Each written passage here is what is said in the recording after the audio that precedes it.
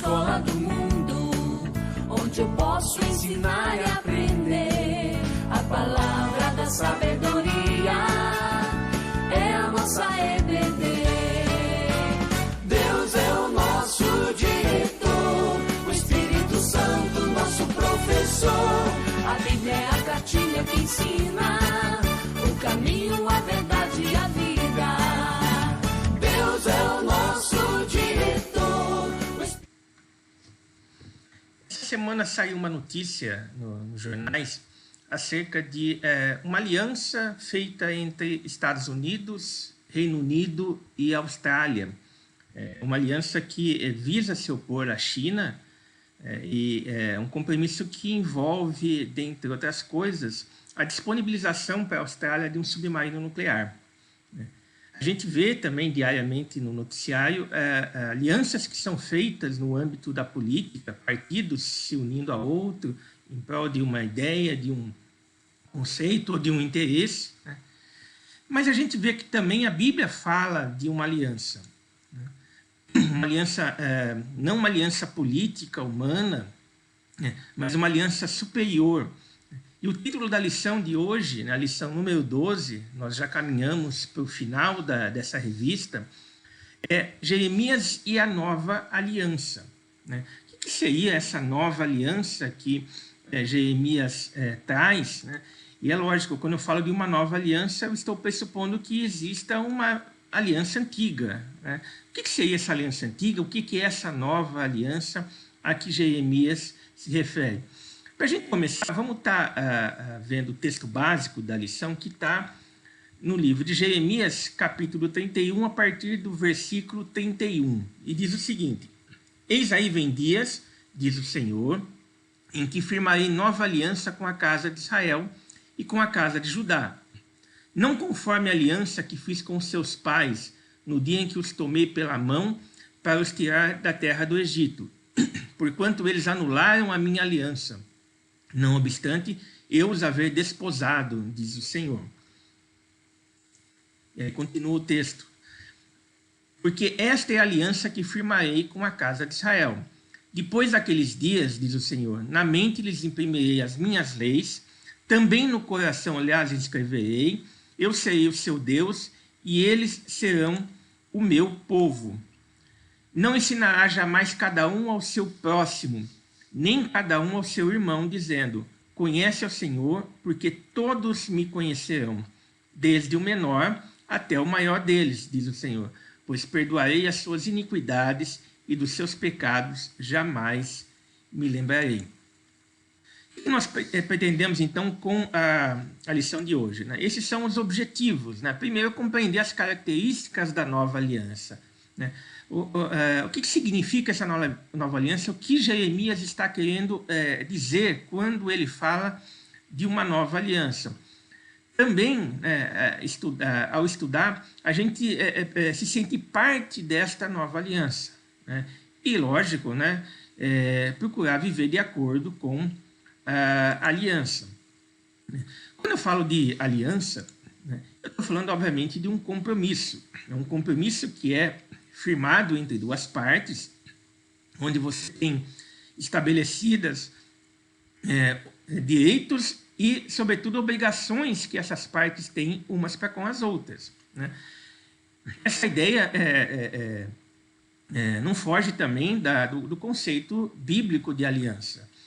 Ela envolve duas partes, envolve um compromisso que essas partes celebram, trazendo, portanto, obrigações entre as partes. Quando a gente fala de aliança, envolvendo, obviamente, uma das partes sendo Deus, nós estamos falando de uma aliança que Deus faz com o seu povo. A gente vai ver isso lá em Gênesis, a aliança que Deus faz com Abraão, com Isaac e com Jacó, sobretudo com Abraão, que dele sairia, surgiria uma grande nação, e do qual também viria aquele que ia redimir ao povo de Israel.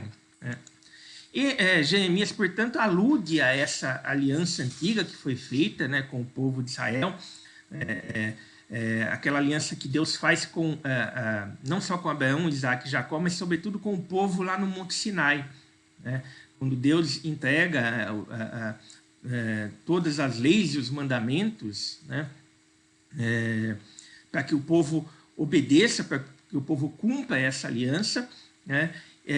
Para que assim o povo pudesse desfrutar das bênçãos, né, da obediência, né? O problema é que, com o passar do tempo, né, o povo começa a se relacionar, o povo de Israel começa a se relacionar com outros povos pagãos, né? E Jeremias aqui fala com o pano de fundo, né, histórico aqui do livro de Jeremias, né, aponta justamente para o problema da adoração idólatra de deuses estrangeiros que estavam entrando em Israel, né? Então, aquele contato que o povo de Israel, o povo de Judá, estava tendo com os estrangeiros, estava ocasionando a infiltração de uma adoração idólatra, né? O povo, de certo modo, buscava cumprir certos preceitos da lei, não todos, né? Ao mesmo tempo em que acabava adequando rituais pagãos à vida religiosa no dia a dia, né? Então, o problema era que o povo de Judá e o povo de Israel, né, estava conciliando práticas da religião da aliança e os rituais corrompidos e depravados dos cananitas, né? Ou seja, o povo havia negligenciado suas responsabilidades para com Deus.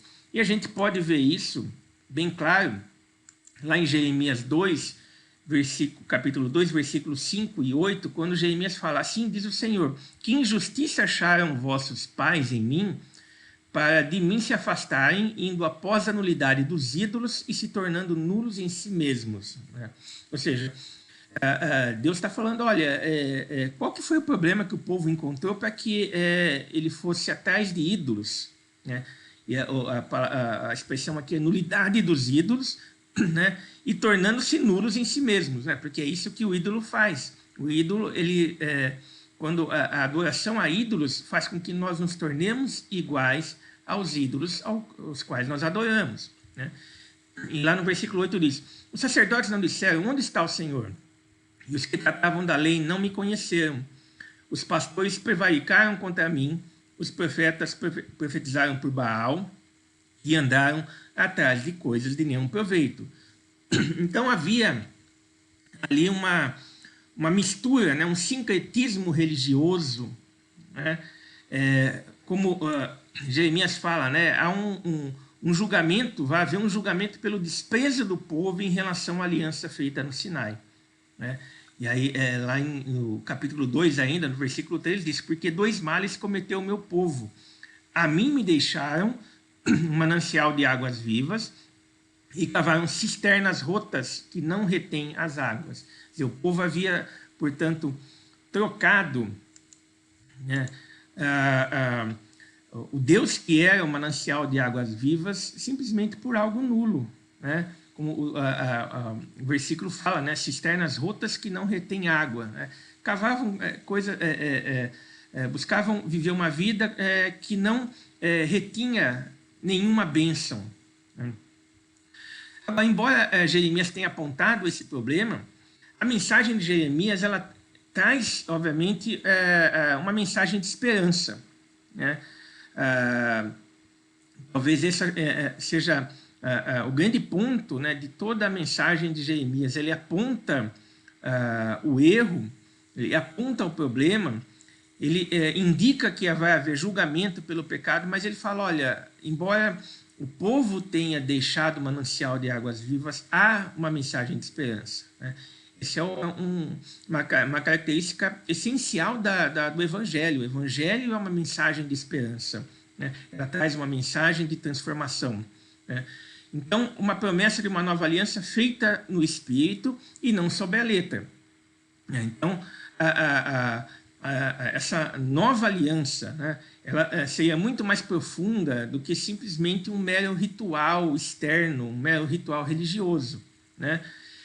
E a mensagem de Jeremias apresentava os conceitos de perdão e de reconciliação, né? Então, a esperança que o povo tinha é de que aquele Deus a quem eles haviam abandonado e trocado por deuses pagãos estava apresentando perdão e reconciliação.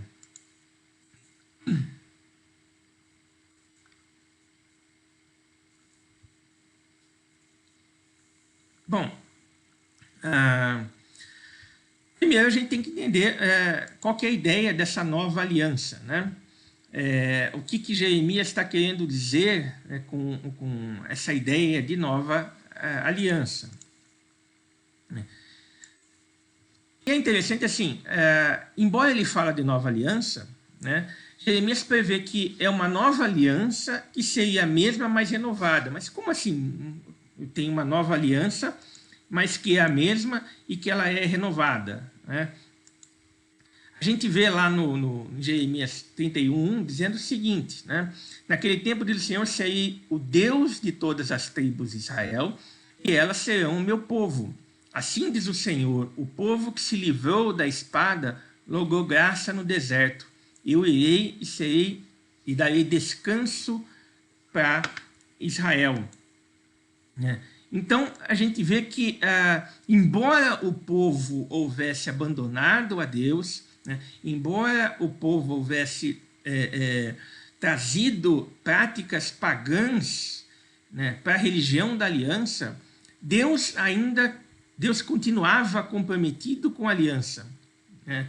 Deus não é aquele que age para quebrar a aliança, mas é aquele que sempre agiu, né, comprometido com a aliança que ele havia firmado lá no Sinai, né? A Bíblia fala que Deus é aquele que não muda, né? Deus é aquele que é fiel a si mesmo, né? Ele é fiel a nós e, portanto, Deus, quando se compromete com a aliança, ele cumpre a sua aliança, né? O problema não era, portanto, o Deus que havia se comprometido com a aliança, mas o povo que havia quebrado a aliança, né? A gente vê lá no Jeremias 31, que a gente leu, né? Fala aqui, ó, não conforme a aliança que fiz com seus pais, no dia em que eu os tomei pela mão para os tirar do Egito, porquanto eles, né, ou seja, os pais, o povo, né, eles anularam a minha aliança. Não obstante eu os haver desposado, diz o Senhor, né? Então, Deus é aquele que sempre continua comprometido com a sua aliança, né? Só que essa aliança, que é a mesma, né, mas que é renovada, né, é uma aliança que seria mais ampla, né? É uma nova aliança que é uma continuação renovada daquela aliança feita lá no Sinai, né? E a gente vê lá em Jeremias 33, 15 e 16, dizendo, naqueles dias e naquele tempo farei brotar a Davi um renovo de justiça, e ele executará juízo e justiça na terra. Naqueles dias Judá será salvo, e Jerusalém habitará seguramente. Ela será chamada Senhor, justiça nossa. Então a gente vê aqui que essa aliança, ao qual Deus continuava prometido, mas que agora se manifestava de uma maneira diferente, né, de uma nova forma, né, de uma forma mais ampla, né, ela abrangeria toda a terra, né? Ele executará juízo e justiça, justiça na terra. Quer dizer, não estamos mais falando de um povo, de um agrupamento de pessoas localizados geograficamente em determinado tempo e época, mas nós estamos falando de uma aliança que ela abrange a toda a terra, né? E a importância, né, obviamente, de a gente entender essa amplitude da nova aliança, né, é o fato de que nós fomos alcançados por isso, né? Essa nova aliança, né, que traz juízo e justiça na terra, nos alcança enquanto gentios. A gente vê lá em Hebreus 7 o seguinte, o Senhor jurou e não se arrependeu. Tu és sacerdote para sempre, por isso Jesus se tem tornado fiador de superior aliança. E a aliança que Deus nos apresenta é uma aliança superior a qualquer compromisso humano, né? E continua, por isso também pode salvar totalmente os que por ele se chegam a Deus, vivendo sempre para interceder por eles. Quer dizer, a aliança que Deus apresenta, essa nova aliança que Jeremias fala, é uma aliança que teria uma amplitude que alcançaria toda a terra. E Paulo fala lá em Gálatas 3, 26, 29, pois todos vós sois filhos de Deus mediante a fé em Cristo Jesus. Porque todos quanto fostes batizados em Cristo, de Cristo vos revestistes. De parte não pode haver judeu nem grego, nem escravo nem liberto, nem homem nem mulher, porque todos vós sois um em Cristo Jesus. Se sois de Cristo, também sois descendentes de Abraão e herdeiros segundo a promessa. Quer dizer, a aliança, essa nova aliança, é uma aliança que abrange, abarca toda a terra. Ela vai além da simples questão étnica, geográfica, para alcançar apenas judeus, mas alcança a todos aqueles, como Paulo fala aqui em Gálatas, todos aqueles que se tornaram filhos de Deus mediante a fé em Cristo Jesus.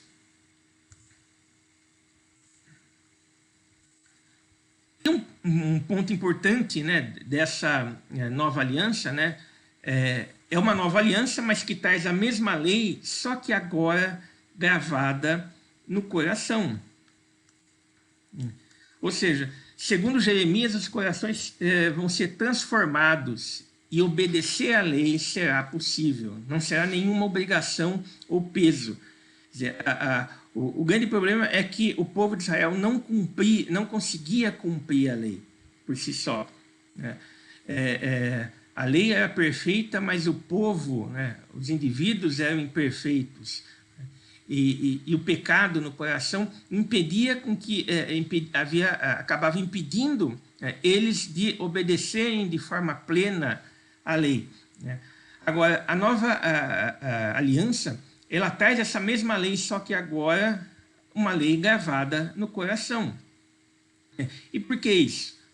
Porque nós temos a quem recorrer, a quem figura como mediador, aquele que pode efetivamente interceder por nós perante Deus. Hebreus fala isso.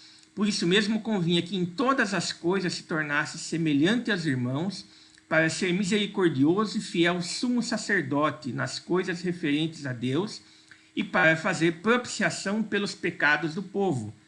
Pois naquilo que ele mesmo sofreu, tendo sido tentado, é poderoso para socorrer os que são tentados. Então nós temos essa mesma lei, ela é colocada nos nossos corações, porque Jesus se fez homem e cumpriu essa lei por nós. E agora, através da fé em Jesus, nós também podemos viver de forma plena essa vida que a nova aliança traz. E a gente tem que esse novo rei, traz obviamente o mesmo reinado, o mesmo Deus que sempre governou o universo, mas agora é um reinado com um novo rei divino humano. Quer dizer, quando Jesus ele se torna homem, e ele sobe a cruz, ele faz essa ligação entre Deus e os homens. O que Jeremias estava mostrando ali, estava profetizando, é que um rei da linhagem de Davi viria, e Jesus, no Novo Testamento a gente pode ver isso, Jesus é o cumprimento dessa promessa. Isaías 11, 1, 2 diz, do tronco de Jessé sairá um rebento, e das suas raízes um renovo.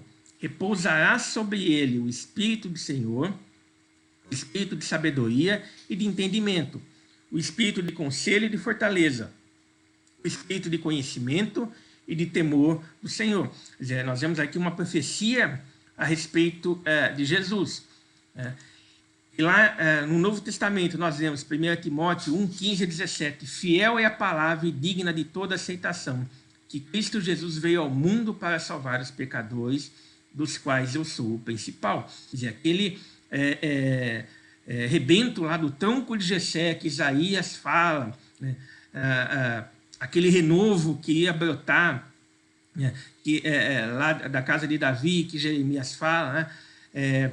São profecias que são cumpridas e concretizadas em Jesus. É isso que Paulo está falando, né? Cristo Jesus veio ao mundo para salvar os pecadores, dos quais eu sou o principal. Ele continua, mas por essa mesma razão me foi concedida a misericórdia, para que em mim, o principal, evidenciasse Jesus Cristo a sua completa longanimidade e servisse eu de modelo a quantos hão de crer nele para a vida eterna. Assim, ao Rei eterno, imortal, invisível, Deus único, honra, glória pelos séculos dos séculos. Amém. Quer dizer, nós vemos aqui Paulo falando do Rei eterno. Quem é esse Rei? Né? É aquele Rei prometido lá em Isaías, lá em Jeremias, né? Do tronco de Jessé, do trono da casa de Davi saía aquele que ia reinar, né? Esse que é o Rei eterno, né? Que trouxe, mediante a sua vida e a sua morte e ressurreição, redenção pelos nossos pecados.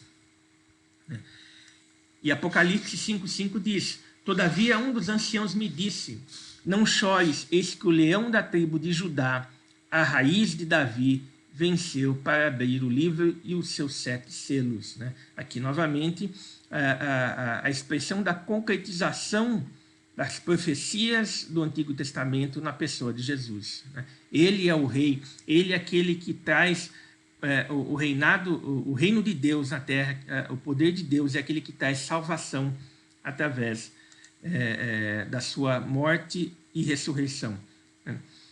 E o que isso nos traz? Obviamente, como Jeremias fala, né?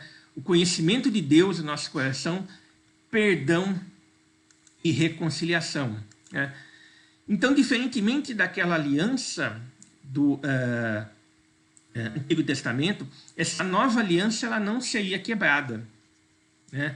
Ela vai trazer conhecimento de Deus, né? E ela oferta perdão e reconciliação. Né? Mas por que ela não vai ser quebrada? Lá em Jeremias 32,40 fala: farei com eles aliança eterna, segundo a qual não deixarei de lhes fazer o bem, e porei o meu temor no seu coração, para que nunca se apartem de mim. Diferentemente da primeira aliança, nessa nova aliança, não é o indivíduo, não é o povo, não é homem algum que atua como garante dessa aliança. Jeremias fala aqui que Deus faria uma aliança eterna, quer dizer, não é uma aliança passageira, humana, segundo a qual não lhes deixarei de fazer o bem. E ele continua: porei o meu temor no seu coração. Então não é simplesmente uma aliança externa, ritualística, mas é um compromisso e um relacionamento profundo que Deus estabeleceria com o povo. E Hebreus, fazendo de certo modo uma releitura, porque esse texto de Jeremias é citado, né, nessa passagem, vai falar lá no capítulo 10 o seguinte: nessa vontade, ou seja, na vontade de Deus, é que temos sido santificados mediante a oferta do corpo de Jesus Cristo, uma vez por todas. Quer dizer, a morte de Jesus e a sua ressurreição, ela nos traz santificação, né? E o texto continua: Jesus, porém, tendo oferecido para sempre um único sacrifício pelos pecados, assentou-se à destra de Deus. E aí ele conclui, né? Porque com uma única oferta aperfeiçoou para sempre quantos estão sendo santificados. Essa aliança eterna, né, que Jeremias fala lá no capítulo 32, versículo 40, que depois o escritor de Hebreus vai repetir aqui nessa passagem, né, depois leiam todo o capítulo 10 para entender. Essa aliança eterna, né, ela só é possível porque é o Filho quem garante essa aliança. Né? Não é mérito algum de qualquer pessoa, de qualquer povo, de qualquer ser humano, né? Nada que nós possamos fazer pode garantir essa oferta, essa aliança, né? Como o texto aqui de Hebreus fala, Jesus tendo oferecido para sempre um único sacrifício pelos pecados, né? Uma única oferta, né? Quer dizer, morrer na cruz e ressuscitar, né? O sacrifício de Cristo foi perfeito e foi eficaz, né? E capaz de garantir essa aliança eterna que Deus estabeleceu com o homem. E aí nós vemos lá em 2 Coríntios 5, 18, 19, falando, olha, tudo provém de Deus, que nos reconciliou consigo por meio de Jesus Cristo. Né? E a reconciliação ela vem por conta dos méritos de Jesus Cristo. E nos deu o ministério da reconciliação, a saber, que Deus estava em Cristo reconciliando consigo o mundo, não imputando aos homens as suas transgressões, e nos confiou a palavra de reconciliação. Deus não olhou para trás o fato de que nós rejeitamos a sua aliança. Ele renova a sua aliança, ele faz uma nova aliança no qual ele coloca o seu filho como aquele que vai garantir a eficácia dessa aliança. Por isso que ele, em Cristo, ele estava reconciliando consigo o mundo. E aí Paulo conclui lá em 2 Coríntios 5, 21, aquele que não conheceu o pecado, ele o fez pecado por nós, para que nele fôssemos feitos justiça de Deus. Né? E que nós podemos concluir disso tudo? Né? Primeiro que a morte de Jesus inaugura a nova aliança. Né? É com a morte dele que nós podemos ter a remissão dos nossos pecados. Jesus ele se entregou por nós, né? Ele se deu por nós. Nós não teríamos condição de pagar os nossos pecados, mas Jesus foi aquele que deu a sua vida por nós. E quando ele faz isso, ele inaugura essa nova aliança. Né? Nós vamos desfrutar dessa nova aliança de maneira plena na volta de Jesus. Né? Nós já podemos sentir os efeitos da nossa vida agora, mas a sua plenitude nós vamos poder vivenciar quando Jesus efetivamente voltar. Né? E um ponto importante, né? Talvez o mais importante, é que é a presença de Jesus que nos inclui na aliança. Né? Quer dizer, aquela aliança no passado que o povo de Israel havia rejeitado, né? Ela é superada por uma nova aliança, né? Que faz com que nós sejamos incluídos nela, não pelos nossos méritos, né? Não por aquilo que nós podemos fazer, mas é a presença de Jesus, é a confiança de que Jesus é aquele que é capaz de nos incluir na aliança e de nos manter nessa aliança. Né? Então, a gente tem que entender que sem Jesus, né, não existe aliança, não existe religião, não existe fé. Né? É a presença dele, portanto, que nos torna aptos a ser parte dessa aliança eterna que Deus havia prometido lá atrás, através de Jeremias. Que Deus nos ajude, nos abençoe a compreender essa verdade profunda, né, do Evangelho e a viver isso de forma plena no nosso dia a dia.